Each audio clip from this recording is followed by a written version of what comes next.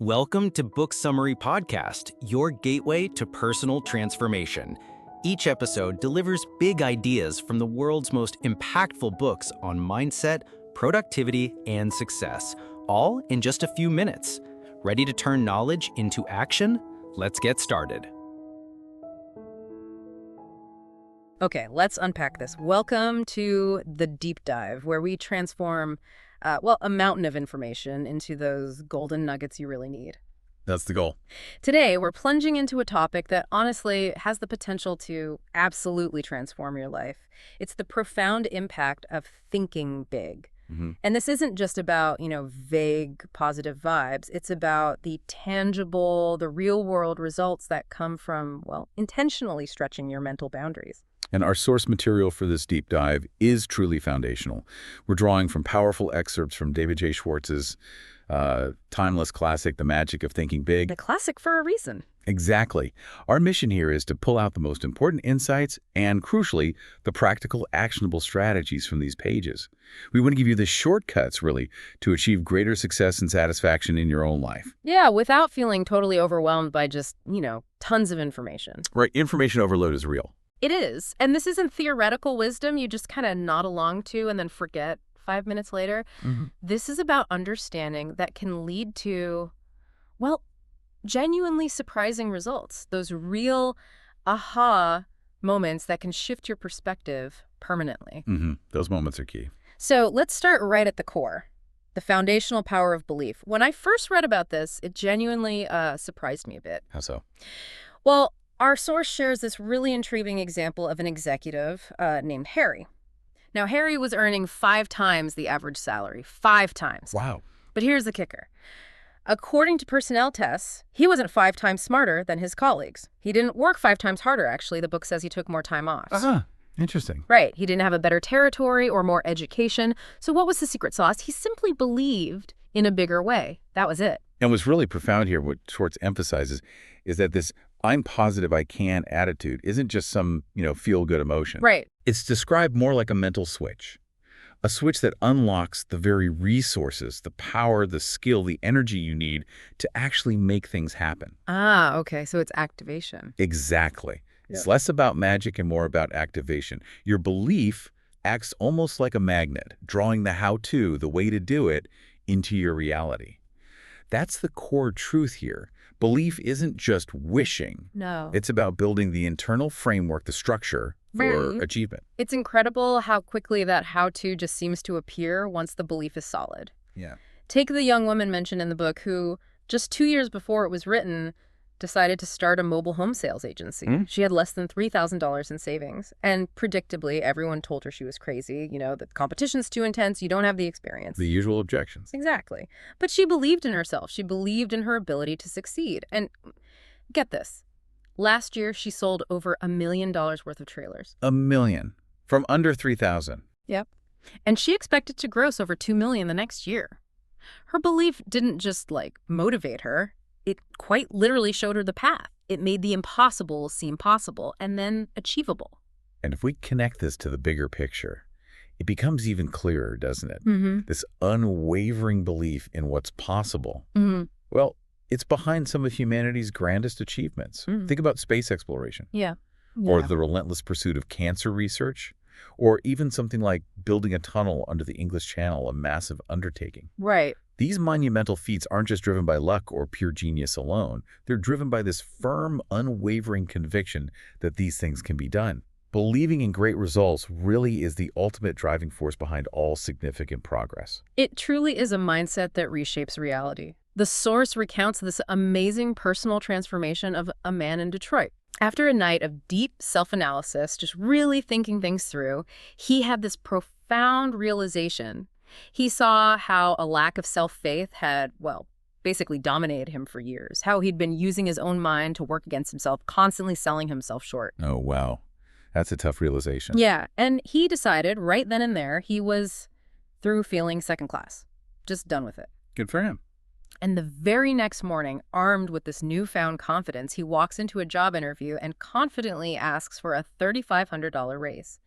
Now, this was far more than he'd ever previously dared to even hope for. Gutsy move after that realization. Totally, and he got it. It did. Fantastic. Yeah. Within 2 years, he was known as a top business getter, even during a recession, because he'd completely shifted his internal narrative. That belief changed everything. That story really highlights this powerful mental analogy Schwartz uses. The idea of Mr. Triumph and Mr. Defeat. Ah, yes, I remember this. Think of them as like two primary narratives running in your subconscious. Yeah. They're described as intensely obedient foremen in your mind. Right. Ready to jump into action. Exactly. A simple thought like, "Ooh, today's a lousy day," immediately signals Mr. Defeat. And what does he do? He starts manufacturing facts to prove you right. Finds all the evidence. Finds all the evidence. It's too hot. Business will be bad. People are going to be on edge. But tell yourself, you know what? Today is a fine day. And boom, Mr. Triumph snaps to attention. Okay. And he starts showing you all the reasons why it's a wonderful day. The key insight is the more work you give either of these foremen, the stronger they become. Right. You feed the one you focus on. Precisely. If you keep feeding Mr. Defeat, he eventually takes over your entire thought manufacturing division, so to speak. Not good. Not good at all. The only wise thing to do, Schwartz argues, is to fire Mr. Defeat. Just get rid of him. And use Mr. Triumph 100% of the time. Consistently, consciously, direct your internal bias towards positive outcomes. Okay, so that really summarizes that first absolutely fundamental principle. Believe big. Adjust your mental thermostat forward, you know. Turn up the heat. Yeah. Launch your success offensive with honest, sincere belief that you can succeed. Believe big and grow big.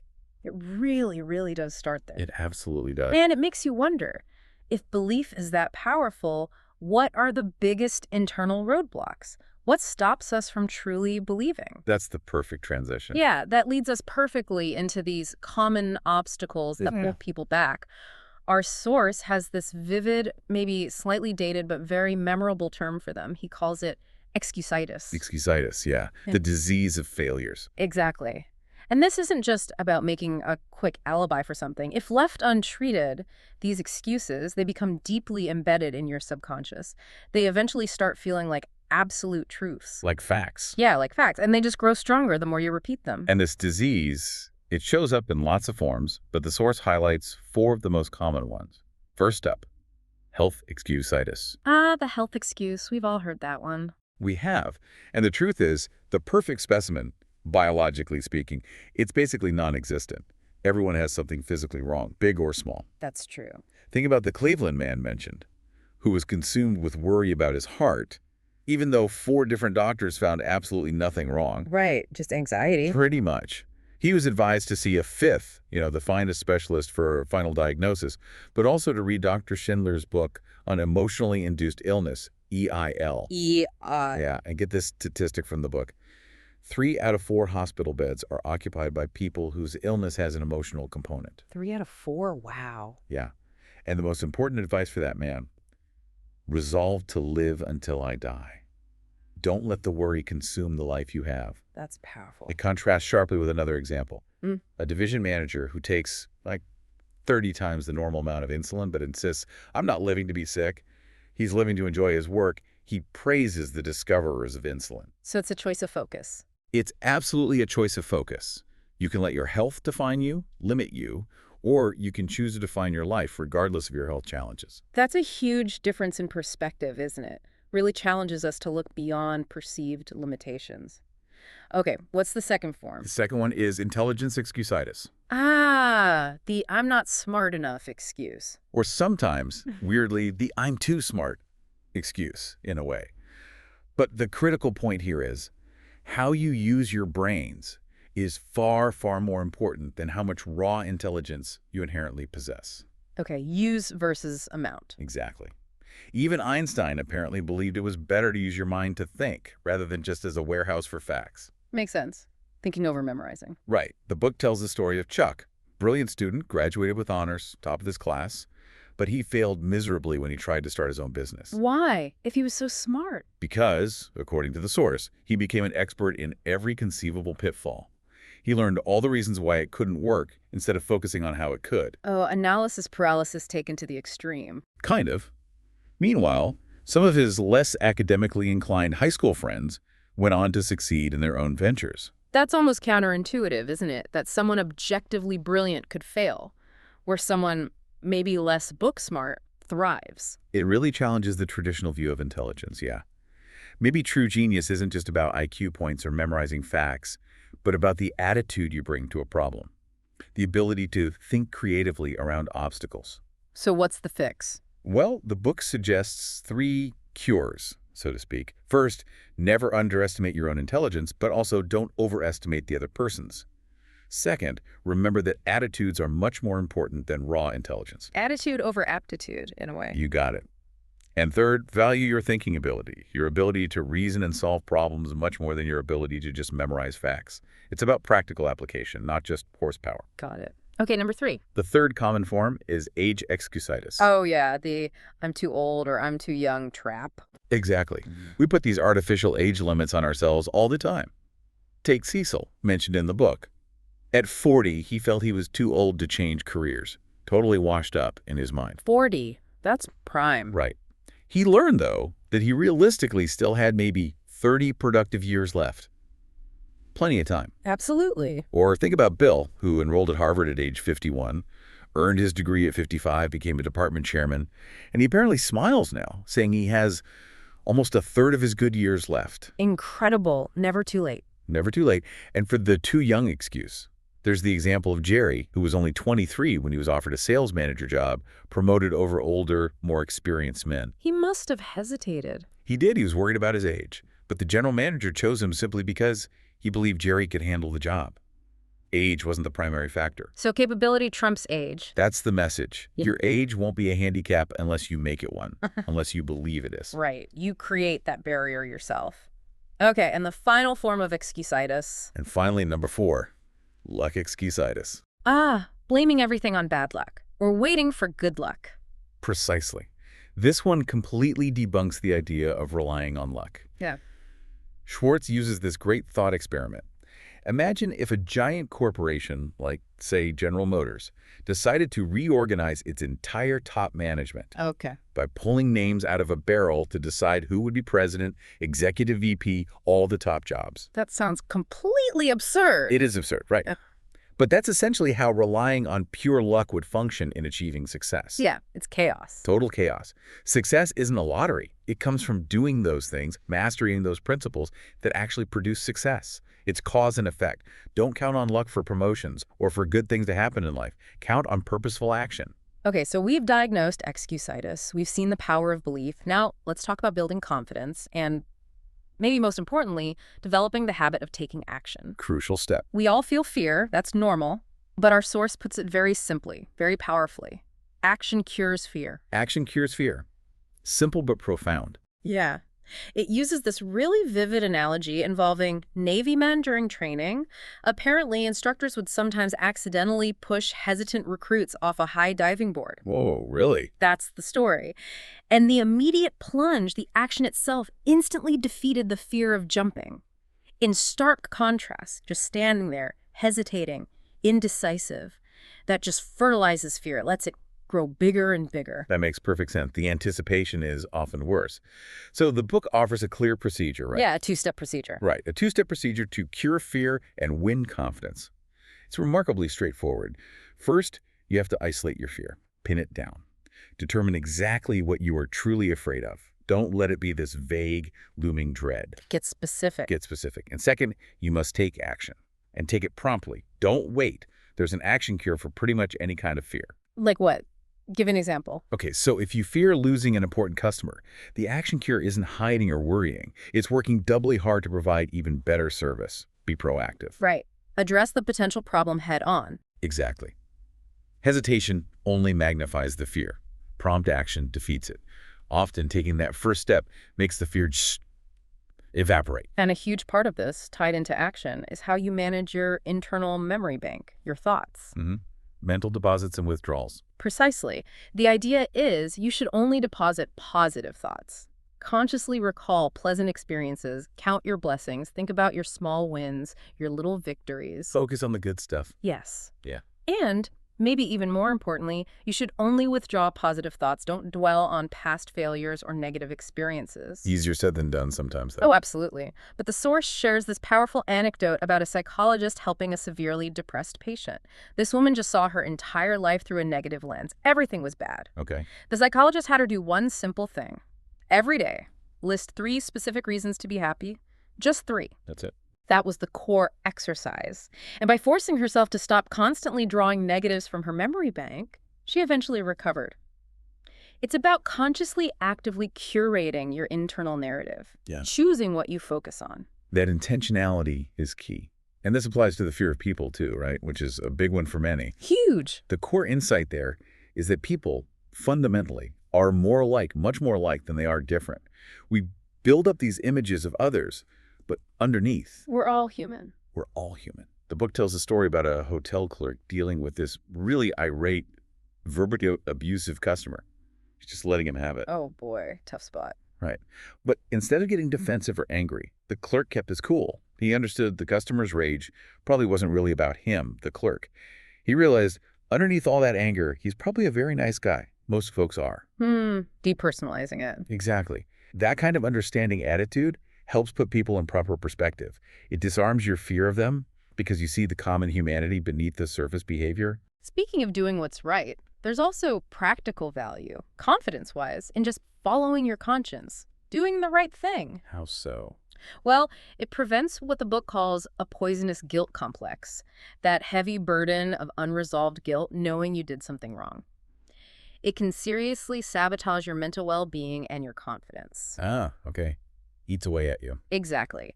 There's an example of a student named Paul who confessed to cheating on an exam. He was terrified he'd be kicked out. Understandable. Yeah, but even though fear initially prompted the confession, the act of doing the right thing, of clearing his conscience, actually showed him the practical value of morality. He learned that acting ethically, acting in line with your conscience, genuinely builds self-respect and confidence. Interesting. So doing right feels right, and that feeling builds strength. Precisely. And to further build this confidence, you can actually act the way you want to feel. Fake it till you make it. Kind of? Sort of, but maybe more like act it till you become it. The source suggests 5 specific confidence-building exercises you can practice daily. Oh, like what? Well, one interesting one is to simply walk 25% faster. Walk faster. How does that build confidence? Apparently, the physical act of moving with more purpose and energy makes you feel more important and purposeful. Your body language influences your mindset. Huh. Okay, I can see that. What else? Another is to make eye contact. Practice looking people directly in the eye. It signals confidence, both to them and to yourself. Good one. Hard for some people. Definitely. Also, sit up front in meetings or gatherings, don't hide in the back. Speak up in group discussions, volunteer an opinion, or ask a question. Be an icebreaker. Be visible, be engaged. Exactly. And smile big. A genuine smile projects warmth and confidence. These aren't just mental tricks, they're physical actions, physical hacks that can actually precede and shape your mental state. That's a brilliant point. The physical act can lead the mental state. It's not always the other way around. A physical hack for a mental shift. Totally. And it all comes back to action, doesn't it? Because ideas, no matter how brilliant, only gain value when they're acted upon. Ideas are cheap. Execution is key. Right. Our source highlights this contrast between Mrs. Activationist and Mr. Passivationist. Activationist versus passivationist. Mrs. Activationist plans a vacation, and she takes it. Mr. Passivationist plans it, but finds a reason to postpone it, maybe next year. The eternal someday. Exactly. Mrs. Activationist decides to go into business for herself, and she does it. Mr. Passivationist thinks about it, maybe even talks about it, but finds a good reason not to start right now. The conditions aren't perfect yet. Always waiting for perfect conditions. The activationist gets things done, builds momentum, gains confidence.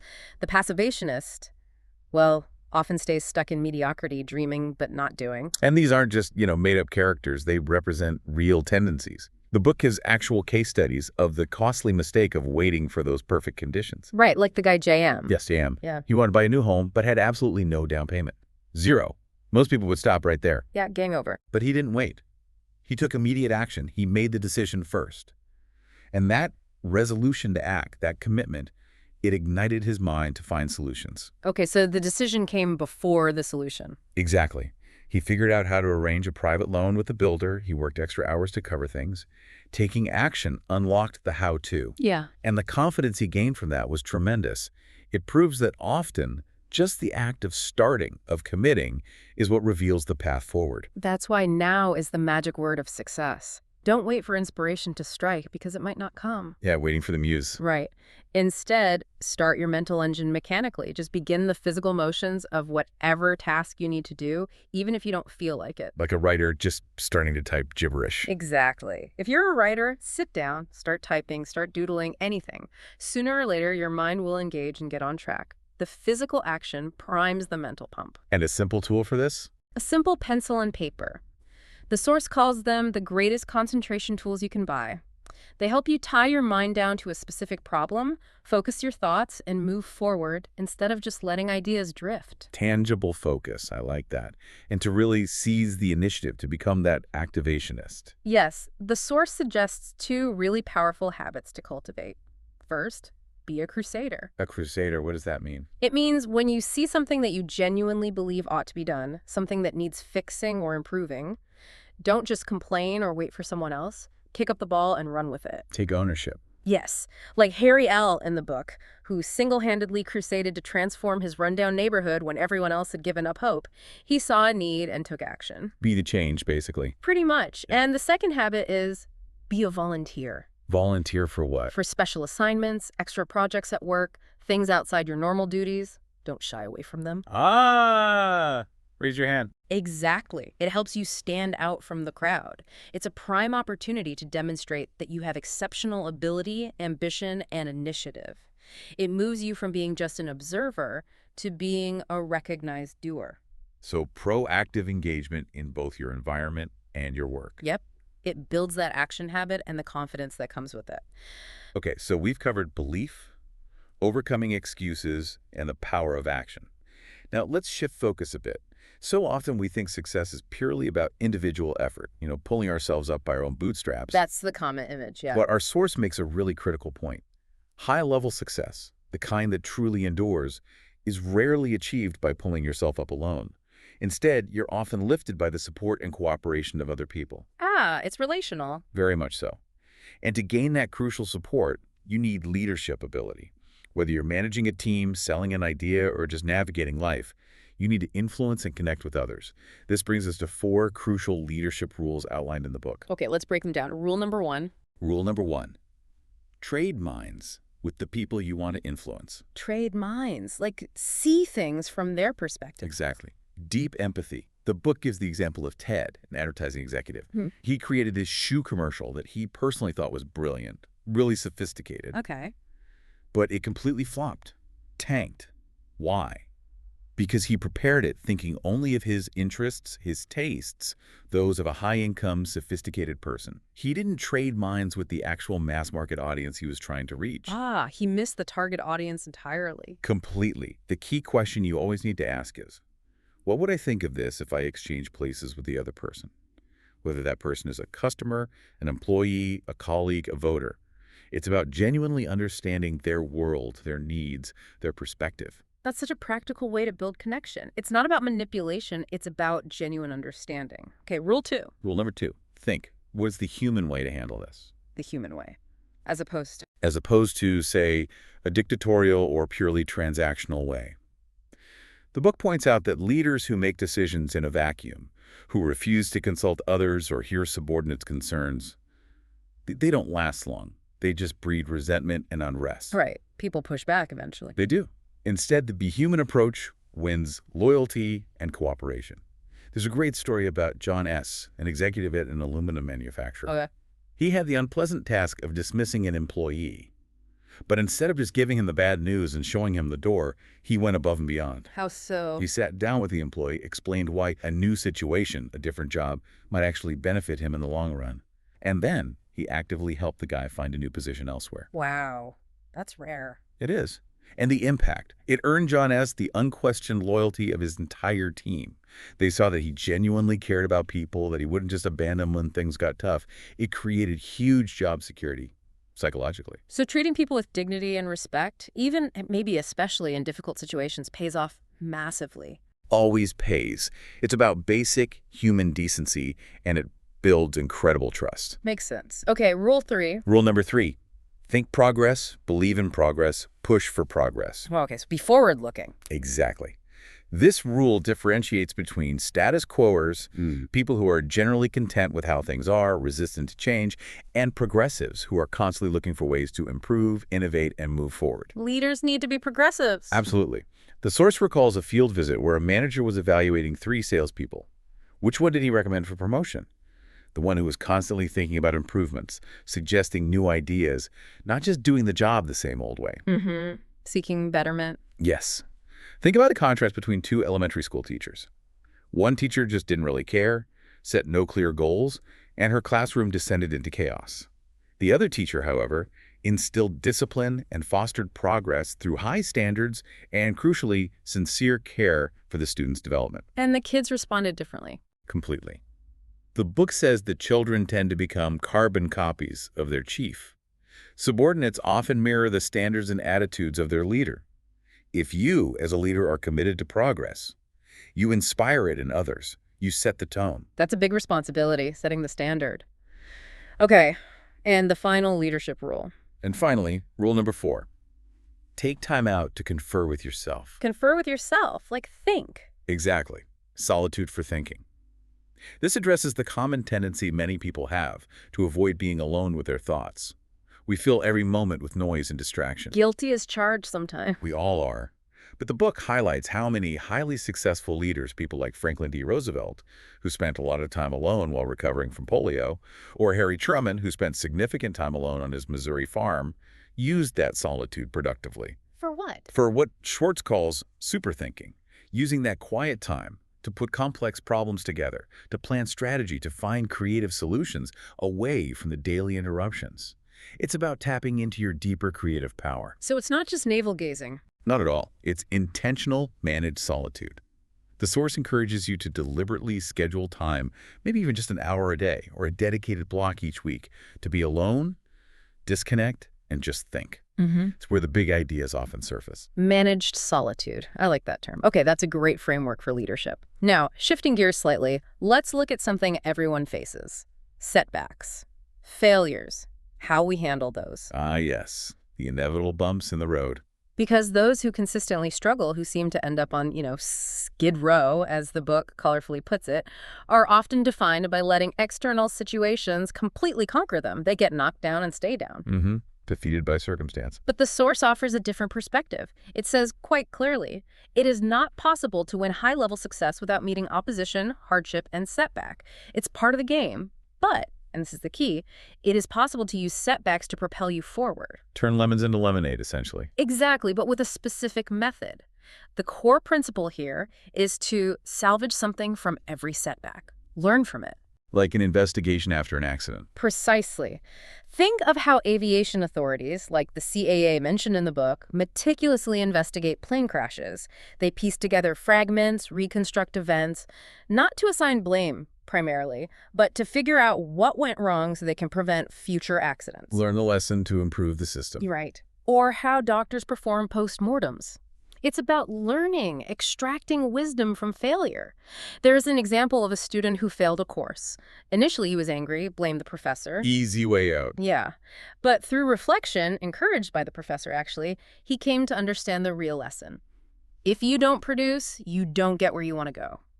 That failure became, in his words, a most profitable lesson for his future career. So a setback became a catalyst for growth. It did. And even more inspiring is the story of Mr. Williams, who became blind. A huge setback, obviously. Devastating. But he didn't let it define him negatively. He turned his blindness into an asset. He said it enabled him to never judge by appearances, which made him a much better minister and counselor because he focused on people's inner qualities. He learned to leverage his perceived weakness into a unique strength. Wow.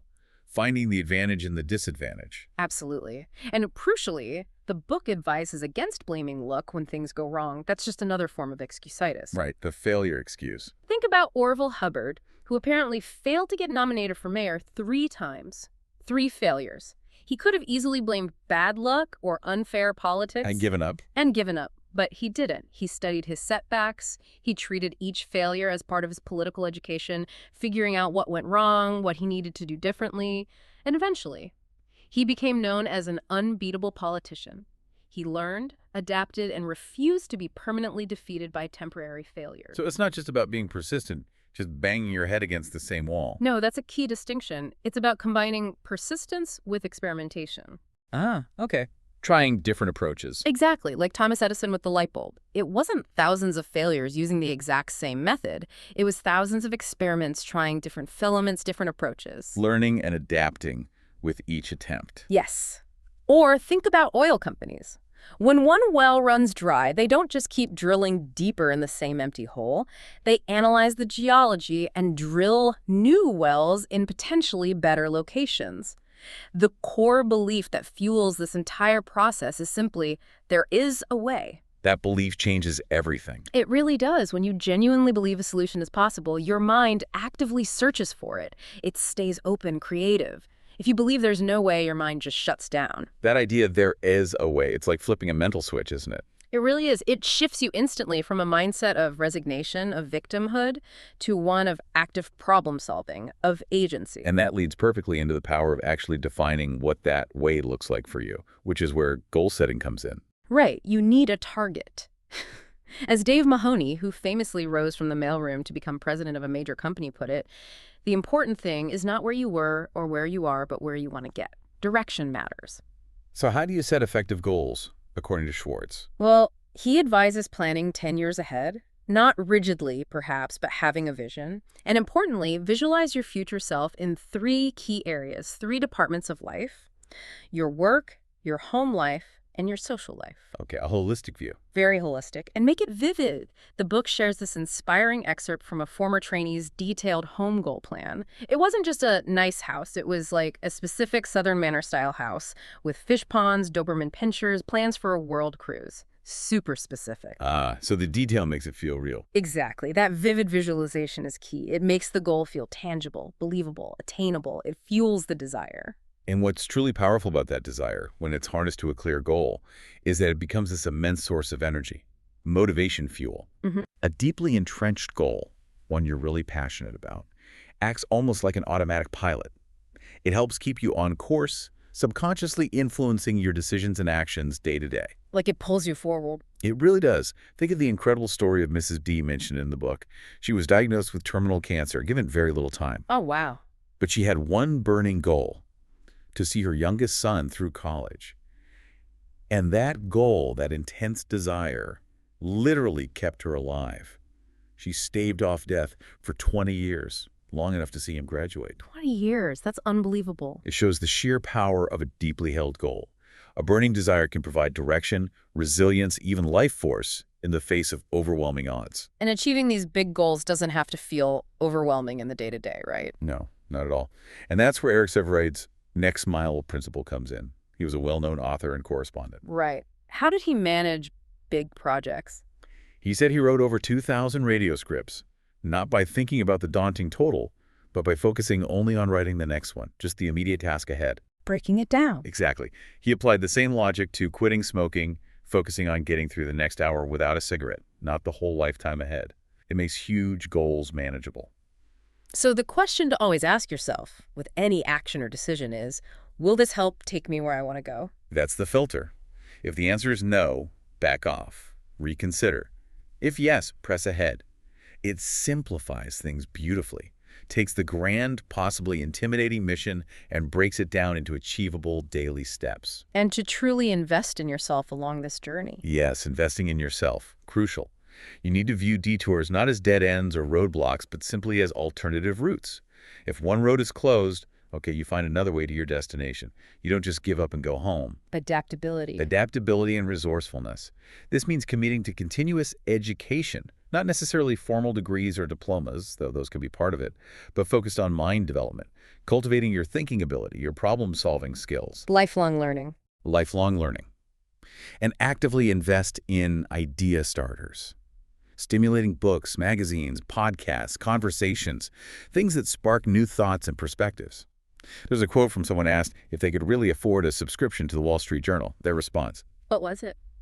I've found that I can't afford not to take it. Ah, an investment, not an expense. Exactly. It's an investment in your mental capital, your idea flow. That makes perfect sense. Okay, we're nearing the end of our deep dive. Let's talk about one final crucial area, making your attitudes your allies. Yes, your attitudes are broadcasting constantly. They really are. Our source underscores that attitudes show through in your expression, your posture, everything. And they definitely sound through in your voice. They profoundly influence how others perceive you and respond to you. Professor Irwin H. Schell, who is a respected authority on leadership, actually called attitude the catalyst for accomplishment. The catalyst. Interesting word. Yeah. His point was, when our attitude is right, our abilities, our skills, our intelligence reach their maximum effectiveness. A bad attitude can neutralize great talent, while a positive attitude can amplify even modest abilities. So attitude is the multiplier. It's a powerful multiplier. Take enthusiasm, for example. The book mentions how enthusiasm made a fundraising collection for the Red Cross something like 1,100% better. Wow. Just by being enthusiastic. Just by changing the approach to be more enthusiastic, it's contagious. People respond to energy. So how do you develop enthusiasm if you're not feeling it? Good question. Fake it. Well, the book offers a 3-step procedure that's more about cultivating it genuinely. First, dig into it deeper. Learn more about whatever it is you feel unenthusiastic about. Find something interesting in it. Exactly. Whether it's modern art, bumblebees, or your job tasks, the more you know, the more likely you are to find something genuinely engaging. Knowledge fuels interest. Okay. Step 2. Second, live it up. Act alive. Put energy into your actions, your speech, your gestures. Mean it. Inject vitality. Enthusiasm is acted out. So action leading feeling again. Yes. And third, broadcast good news. Make a conscious effort to share positive things about how you feel, about other people, about your company or your work. Nobody enjoys being around constant complainers. People are drawn to positivity and good news. That's so true. Enthusiasm is attractive. Okay, what other attitudes are key? Another huge one is the you are important attitude. Making other people feel important. Yes, the principle is simple. People do more for you, cooperate more willingly, when you make them feel genuinely important and valued. Give an example. Remember the bus driver mentioned? He showed special courtesy, always waiting, but only for one specific passenger who presumably made him feel appreciated.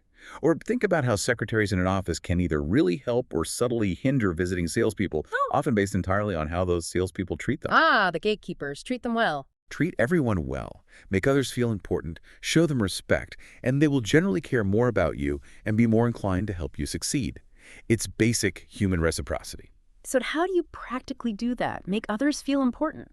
The book offers 3 very practical ways. First, practice appreciation. And make it sincere. Offer genuine smiles. Give specific, honest compliments, even on small things. Write short notes of thanks or congratulations. Crucially, never take anyone for granted. Show you value them. Simple courtesies, but powerful. Very powerful. Second, practice calling people by their names. And make the effort to get the name right. Correct pronunciation, correct spelling.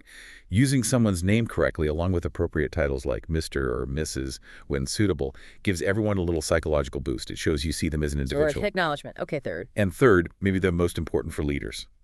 Don't hog the glory. Yeah. Invest it instead. Invest glory. When your team or someone under you does well, pass the praise down. Give them the credit publicly. The source contrasts 2 district managers at a sales convention. One took all the credit for his team's success, which totally demoralized them. Yeah, I bet. The other manager made sure her subordinates got the spotlight and the recognition. What happened? Her team was incredibly motivated to perform even better the following year. Sharing praise is a powerful investment. It builds loyalty and drives future success like almost nothing else. That's a huge leadership lesson right there. Invest the praise. Absolutely. And this you are important principle, it's not just for work, right? It extends deeply into your family life too. Oh, crucially, ask yourself daily, what can I do today specifically to make my partner happy? What can I do to make my children feel valued and happy? The small things matter there too. Hugely. It doesn't have to be expensive gestures. The book mentions a simple experiment, bringing home a single 50-cent rose unexpectedly. The impact can be massive. Or the story of a busy company VP who scheduled dedicated, uninterrupted time for his children and wife every single day. He recognized it wasn't just making them happy, it recharged him too. It's an investment in the relationships that matter most. Investing in your core support system makes total sense. Okay, one more key attitude. For financial success, the book strongly advocates the service-first attitude. Put service before money. Service first, money follows. That's the idea. People who are purely money first often stumble or fail because they forget that the real seed of money is service. Value creation comes first. Give an example of service first. Think of the gas station attendant mentioned. Back when attendants actually pumped gas. Right, showing my age here. This attendant did something extra. He didn't just clean the outside of the windshield. He took a moment to wipe down the inside, too. A small thing, unexpected. What was the result? He earned a fiercely loyal, repeat customer who told everyone about it. That little extra bit of service planted a money seed that grew. The rule is simple but powerful. Always give people more than they expect to get. Add value unexpectedly. It builds trust, loyalty, and ultimately financial success. Always give more than expected. That's a great principle.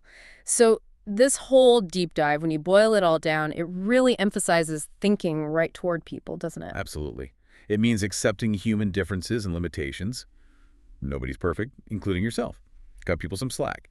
It means actively managing your mental broadcasting station, consciously tuning into channel P for positive thoughts and tuning out channel N for negative ones. That's such a vivid image, channel P and channel N. But beneath it, there's a profound psychological truth, isn't there? About cognitive control. There is. It's about consciously cultivating what psychologists might call an optimistic explanatory style. Choosing how you interpret events, how you view your own capabilities, rather than letting that negative internal chatter just run rampant. Right. It also means listening generously, really hearing people out. Practicing courtesy in every single interaction, big or small. And, as we discussed, learning from setbacks without resorting to blaming others. That takes maturity. It does. Like Benjamin Fairless, who rose from humble beginnings to become the chief executive of U.S. Steel.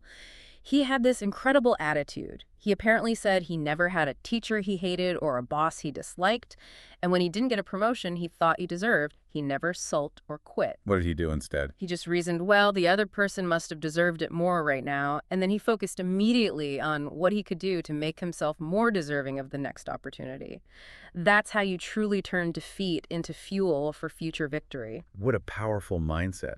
No wasted energy on resentment. Exactly. What a journey we've been on. We've really delved into the profound practical impact of thinking big on literally every aspect of your life, your career, your relationships, your personal growth. It covers so much ground.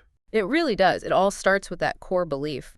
Then inoculating yourself against those crippling excuses, taking consistent action, cultivating a leader's mindset that lifts others, and learning to turn every single setback into a stepping stone. Remember, as our source powerfully states, you fundamentally are what you think you are.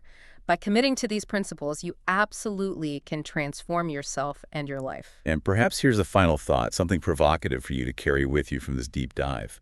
Success depends on the support of other people. The only hurdle between you and what you want to be is the support of others. Wow, that puts a sharp point on it. The only hurdle is the support of others. Take a moment to really reflect on that. How are your daily actions, your attitudes, the way you think and interact? How are they shaping, either building or eroding, the support you receive from those around you? Because ultimately, that support might be the critical factor. Powerful stuff indeed. Well, thank you so much for joining us on this deep dive into the magic of thinking big. Our pleasure. Go forth, apply these insights, maybe start with just one or two, and observe the truly surprising results that can unfold in your own life. Thanks for tuning in to the Book Summary Podcast. If you found value in today's episode, hit that like button, subscribe for more summaries, and share it with someone who's ready to grow. Want deeper insights, exclusive book notes, and reading tips? Join our free newsletter. The link's in the description. And don't forget, if you'd like to read the full book, our affiliate link is right below. It helps support the channel and keeps the summaries coming. Until next time, keep reading, keep growing.